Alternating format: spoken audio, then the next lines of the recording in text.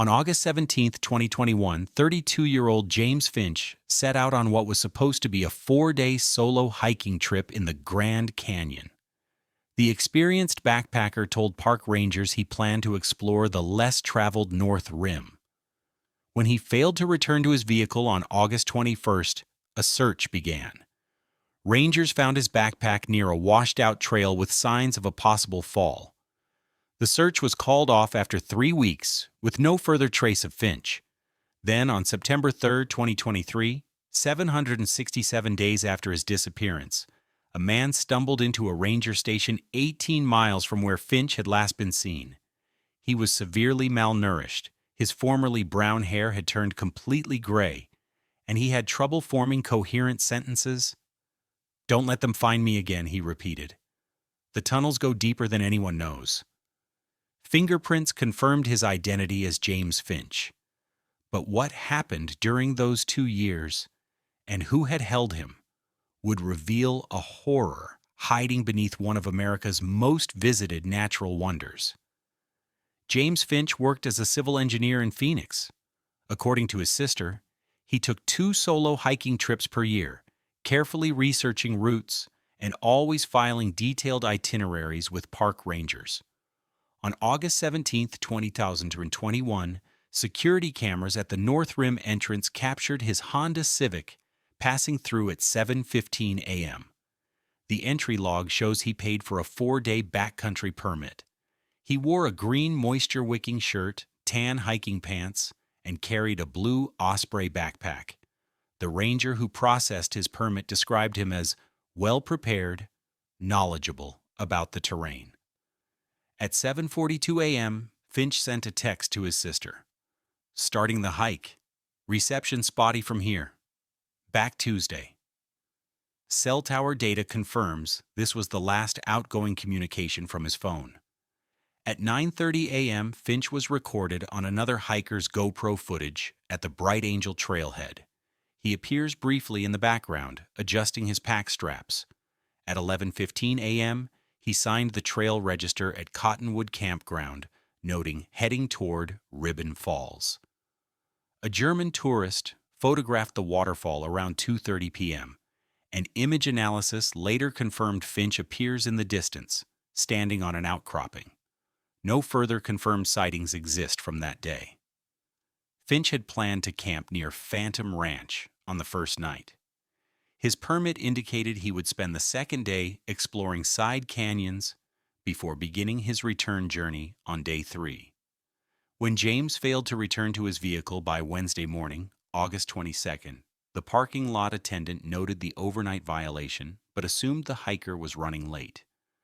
By Thursday afternoon, with the car still unmoved, park protocol triggered a check of the vehicle. Rangers found Finch's return ticket on the dashboard with Tuesday's date circled. Inside the glove compartment was his typed itinerary. The Park Service initiated standard communication protocols, attempting to reach Finch's emergency contacts. His sister received the call at 5:47 p.m. on Thursday. "I knew something was wrong," she later told investigators. James never missed his exit time. Never. By 7:30 p.m., rangers had classified the situation as a missing person case. The initial search focused on Finch's planned route. At 10:15 a.m. the following day, a search team discovered his backpack lodged between rocks approximately 300 feet below a section of trail that had partially collapsed. The pack contained his water filter, first aid kit, and 3 days of food rations, suggesting the incident had occurred early in his journey. The search expanded rapidly. 3 helicopters equipped with thermal imaging surveyed the canyon. 6 ground teams with cadaver dogs covered the areas below the trail collapse. Park Service records indicate 42 personnel were involved at the height of the operation. Weather conditions were optimal: clear skies, moderate temperatures, yet no additional signs of Finch appeared. The dogs lost his scent at the creek below the rockfall area.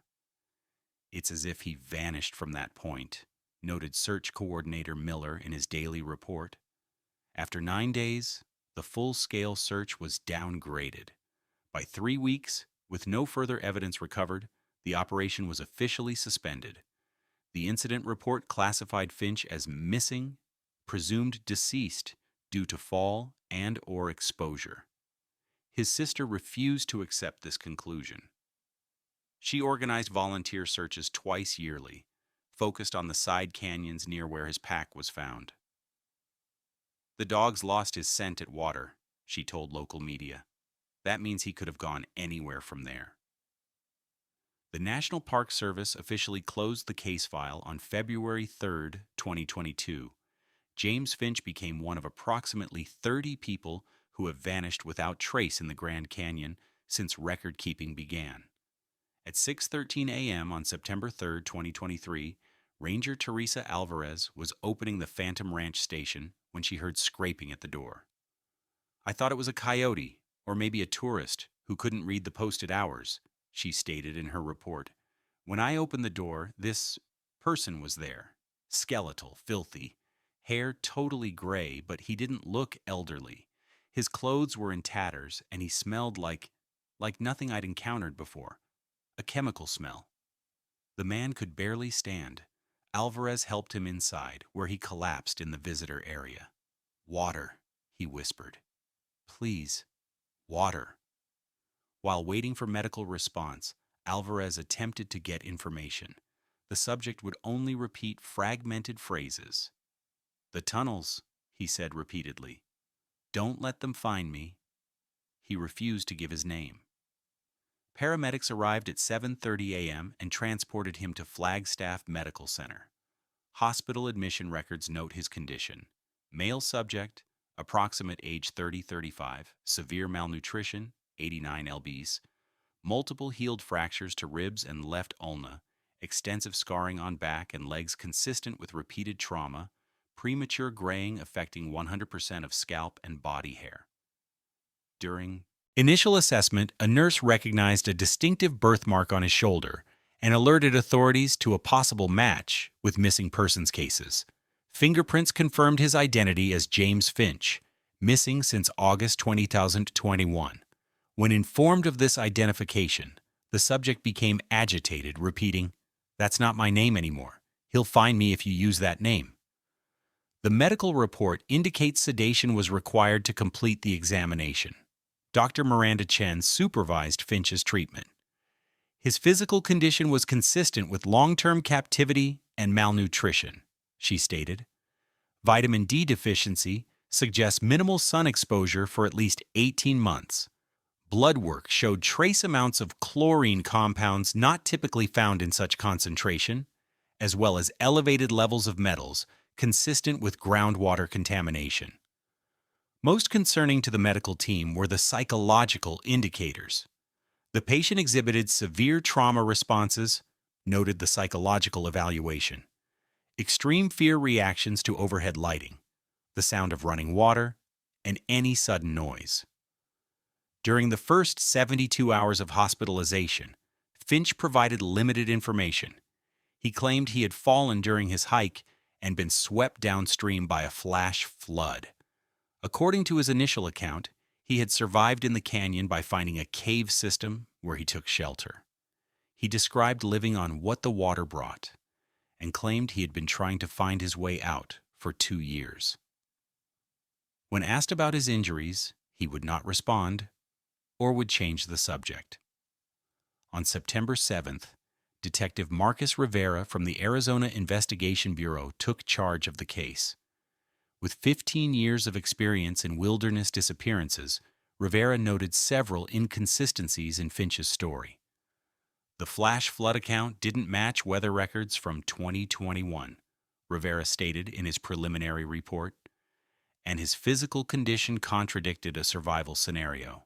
His hands were soft, not calloused as you'd expect from someone foraging and climbing for 2 years. The fracture pattern suggested restraint and targeted trauma, not accidental injury. Rivera formed what he termed an internal theory that required verification. In cases where a single survivor returns after extended disappearance, we have to consider all possibilities, he noted, including whether the subject might have been involved in foul play toward others or fabricated their circumstances. The investigation initially treated Finch as both victim and person of interest. Forensic analysis of Finch's clothing revealed further contradictions. The remnants of his hiking clothes contained chemical residues inconsistent with natural exposure. The lab identified industrial-grade chlorine compounds and traces of antifungal chemicals used in large-scale water systems.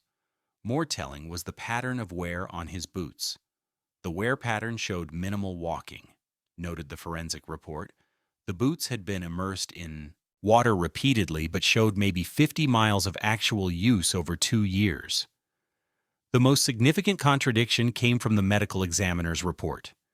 The healed fractures showed different stages of healing, Dr. Chen explained. Some were approximately 18 months old, others just 3 to 4 months.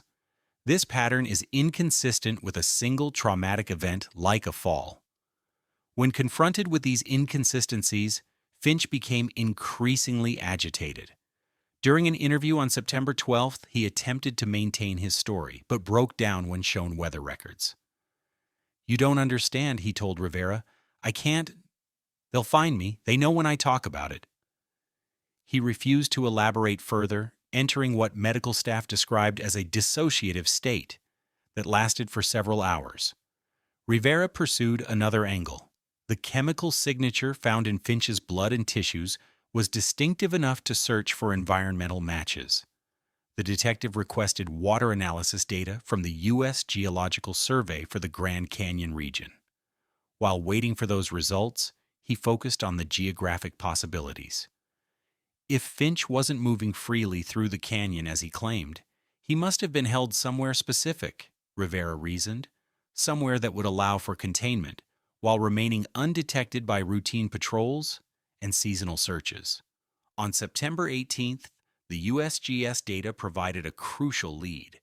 The particular combination of chlorine compounds and mineral content matched samples taken from an underground water system near an abandoned mining operation in a remote section of the canyon. The mining claim, originally filed in 1943, had been officially closed in 1978. According to Park Service records, the area was considered fully remediated, and the mine entrance had been sealed. Rivera requested historical documents on the mining operation. The records showed that Desert Basin Minerals had extracted copper and small amounts of uranium from the site for approximately 30 years. Environmental inspection reports from the remediation period mentioned an extensive tunnel system with multiple levels, and noted that complete sealing of all subsurface passages cannot be verified due to instability. This information aligned with Finch's repeated references to tunnels. Rivera assembled a preliminary search team to investigate the area, located approximately 12 miles from where Finch's backpack had been recovered. The team included 2 Park Service guides familiar with the territory, a geologist with mining expertise, and 4 armed officers. The investigation took another unexpected turn when Finch's nurse discovered a small object hidden in the seam of his hospital gown during a routine change. The item, approximately the size of a pebble, appeared to be a carved piece of dark stone with a symbol etched into it. When Rivera showed it to Finch, the reaction was immediate and severe. Finch began screaming and had to be sedated. Medical records note extreme physiological stress response, including elevated heart rate, 175 BPM, hyperventilation, and involuntary muscle spasms. When Finch regained consciousness, he asked if anyone else had touched the stone. Rivera, employing a therapeutic deception technique approved for trauma cases, told him the object had been secured without others seeing it. This appeared to calm Finch enough to communicate.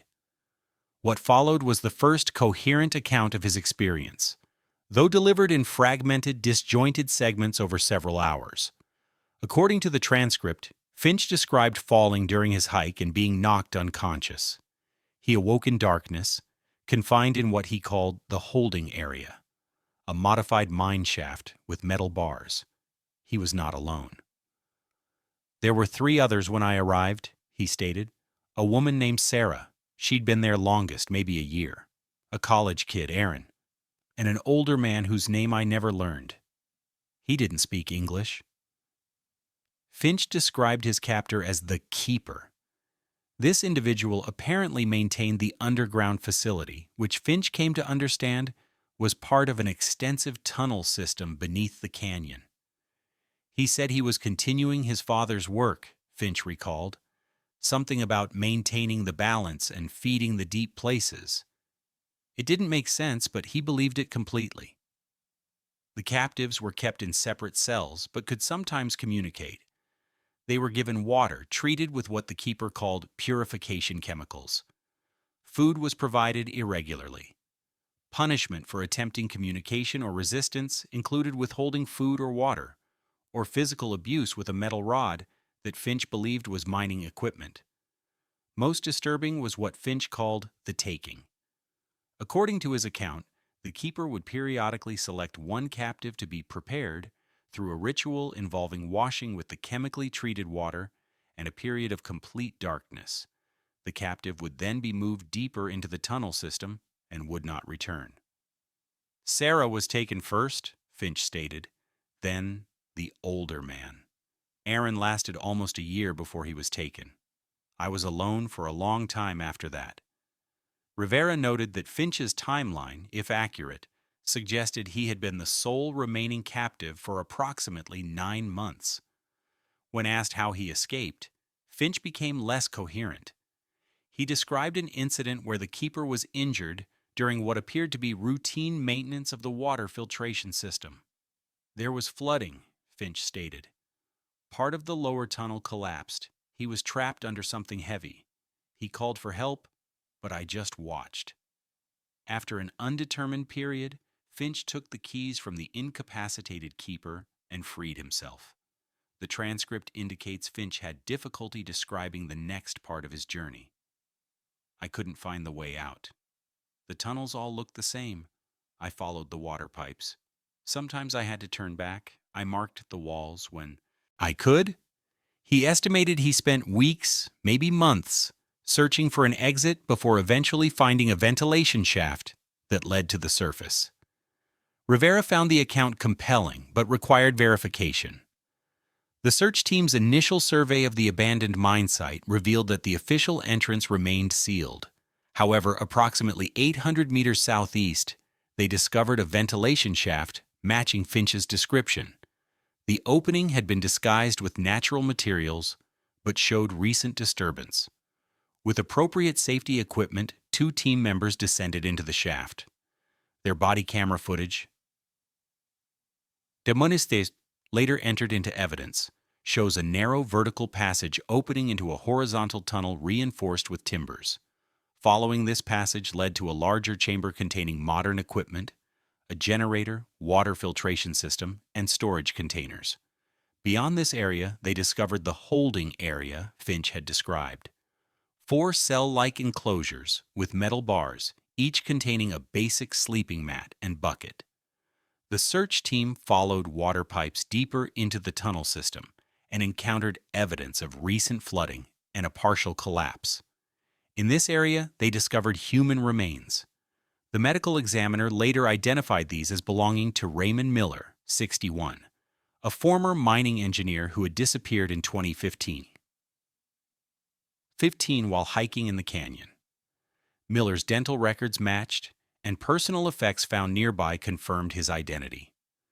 Further exploration revealed additional remains in deeper chambers.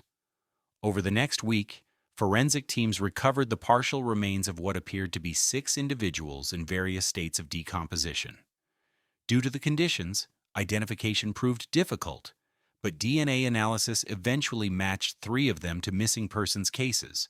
Sarah Liang, 28, reported missing in 2019, Aaron Kovac, 22, reported missing in 2020, and Maria Diaz, 34, reported missing in 2018. The other remains have not been identified to date. The most significant discovery came on the 3rd day of the search operation. In what appeared to be living quarters, investigators found journals, maps, and photographic evidence documenting activities dating back to 2013. The materials belonged to Walter Crane, 58, whose driver's license and other identification were found in the same location. Crane had no missing persons report on file. The journals provided disturbing insight into Crane's activities and beliefs. He had apparently discovered the abandoned mine while exploring the canyon in 2012. Over time, he established a hidden residence in the tunnel system, modifying the infrastructure to create a self-sustaining underground compound. The writings revealed that Crane believed he was continuing a sacred duty inherited from his father, who had worked as a geologist for the mining company in the 1970s. According to the psychological analysis of the journal contents, Crane had developed an elaborate delusional system, centered around what he called feeding the deep places. He believed the Grand Canyon contained ancient entities that required human sacrifices to maintain geological stability. His writings described a process of preparation and offering that aligned with Finch's account of the taking. The search for Crane became the investigation's priority. Evidence suggested he had survived the tunnel collapse Finch described, but had been seriously injured. Blood trail analysis indicated he had dragged himself to a different section of the tunnel system. On September 27th, search teams located Crane in a small chamber approximately 400 meters from the main living area. He was deceased, apparently having succumbed to injuries sustained in the collapse. The medical examiner estimated he had been dead for approximately 3 months, which aligned with Finch's escape timeline. With Crane's death confirmed, Rivera felt it safe to share more information with Finch. On October 3rd, in a carefully controlled therapeutic environment, Finch was informed that his captor had been identified and was deceased. His reaction, noted in the medical report, was complex. Patient exhibited signs of both relief and increased anxiety. When shown a photograph of the deceased subject, patient identified him as the keeper, but refused to look at the image for more than a few seconds. The confirmation allowed Finch to speak more openly about his captivity. Through a series of interviews over the next 2 weeks, a more complete picture emerged. Crane had maintained a routine of selecting hikers who ventured into remote areas of the canyon. According to Finch, Crane would sometimes observe potential victims for days before causing a rock slide or other accident that would leave them vulnerable to capture. Once taken to the underground facility, captives were subjected to a process Crane called acclimation. This involved chemical baths in the treated water, periods of complete darkness, and psychological conditioning through isolation and intermittent positive reinforcement. He wanted us to believe in his purpose, Finch explained, to accept being sacrificed. The carved stone found in Finch's possession was identified as part of Crane's ritualistic practices. Similar stones were found on the remains of the other victims. Each bore a similar symbol that geological experts identified as a crude representation of the Colorado River's path through the Grand Canyon. According to Finch, Crane gave these markers to captives he had selected for the taking. As the investigation continued, attention turned to the question of how Crane's operation had remained undetected for nearly a decade. The answer lay partly in the remoteness of the location and the thoroughness of his concealment methods. The ventilation shaft that served as his entrance was located in an area rarely visited by hikers or park personnel.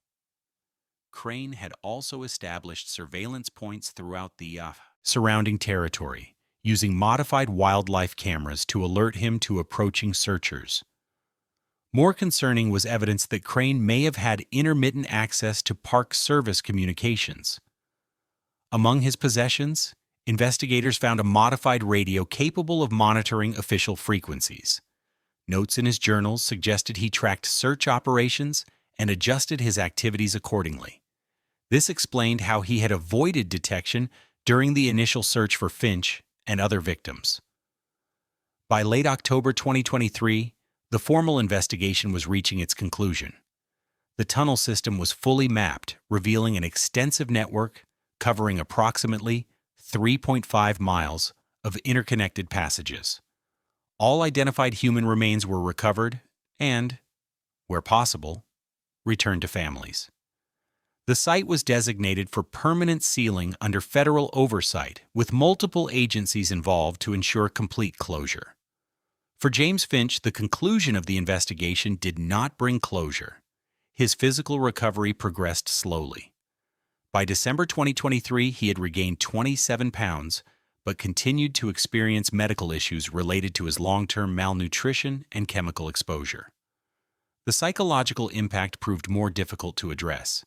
Dr. Lisa Mehta, the trauma specialist overseeing Finch's treatment, noted in her December report, "Patient continues to exhibit severe PTSD symptoms. Sleep disturbance remains a significant issue, with patient reporting recurring nightmares of confined spaces filling with water. Hypervigilance persists, particularly regarding plumbing sounds and chemical odors. Patient reports checking water color and smell multiple times before bathing or drinking." Most concerning to the treatment team was Finch's persistent belief that he was not truly free. "He's formed what we term a captivity persistence response," explained Dr. Mehta. "Despite cognitive understanding that his captor is deceased, his body and emotional responses remain in survival mode. He describes feeling marked or changed in a way that can't be undone. This manifested in concrete behaviors. Finch refused to use his legal name, instead asking to be called Jay. He would not sleep in a room without multiple exit points. He collected and stored water in sealed containers. Most notably, he continued to hide small objects, stones, coins, paper clips, in his clothing, explaining that having something hidden means there's still something they don't control." The medical team implemented a specialized treatment protocol combining trauma-focused therapy, medication, and gradual exposure techniques. Progress was measured in small increments. By February 2024, Finch was able to sleep in a darkened room for short periods. By April, he could discuss his experience without entering a dissociative state. The treatment plan called for at least 2 years of intensive therapy, with lifetime management likely. In May 2024, a development nearly derailed this progress. A small package was delivered to the treatment facility addressed to James Finch. It contained a carved stone identical to the one found in his hospital gown. No sender information was identified, and security camera footage failed to capture the delivery clearly. Forensic analysis determined the stone came from the same geological formation as those found at Crane's underground facility. This incident triggered a security review and temporary relocation for Finch. Investigation ultimately determined the package had been sent by a former maintenance worker at the facility who had accessed case details. The individual, identified as Thomas Grant, 43, had no direct connection to Crane, but admitted to fascination with the case. Grant was charged with harassment and interfering with a protected witness. Though the immediate threat was resolved, the incident reinforced Finch's persistent fears. "This confirmed his worst belief," noted Dr. Mehta, "that somehow he remains vulnerable, that his experience has marked him in a way others can detect." By September 2024, 1 year after his return, Finch had progressed enough to transition to an independent living arrangement with ongoing support. He chose a location in Oregon, specifically selecting a single-story house with multiple exits, situated on high ground with no basement. His sister relocated to be near him, providing additional support. The case of James Finch and Walter Crane led to substantive changes in Grand Canyon National Park security protocols. The Park Service implemented enhanced monitoring of remote areas, regular inspection of abandoned mining sites, and improved coordination between search operations. The Department of Interior conducted a comprehensive review of all historically mined areas within national parks, identifying 37 locations requiring additional security measures. For the families of identified victims, the discovery brought answers, but little comfort. Sarah Liang's parents established a foundation funding satellite tracking devices for solo hikers. Aaron Kovach's university created a scholarship in his memory. Maria Diaz's family continues to advocate for improved missing persons response protocols in national parks. As of December 2025, James Finch continues to recover. His gray hair remains a visible marker of his ordeal. According to his most recent evaluation, he still maintains certain security rituals, checking water sources, securing exits, storing emergency supplies. He works remotely as a technical consultant, avoiding public appearances or media contact. Dr. Mehta's final case note, dated November 2025, provides a clinical assessment of his condition. Subject demonstrates functional adaptation to normal activities while maintaining hypervigilance behaviors. Sleep disturbance persists, but at reduced frequency, 3-4 episodes weekly versus previous daily occurrence. Subject continues to avoid enclosed spaces and bodies of water. When asked about future plans, subject states only that he lives day by day. Prognosis indicates permanent adaptive behaviors will persist. Complete recovery not anticipated. When asked about the possibility of eventual recovery during his final documented interview, Finch's response was recorded as, "There's before and there's after, I live in after now." According to the transcript, he then checked that the door was unlocked before continuing the session.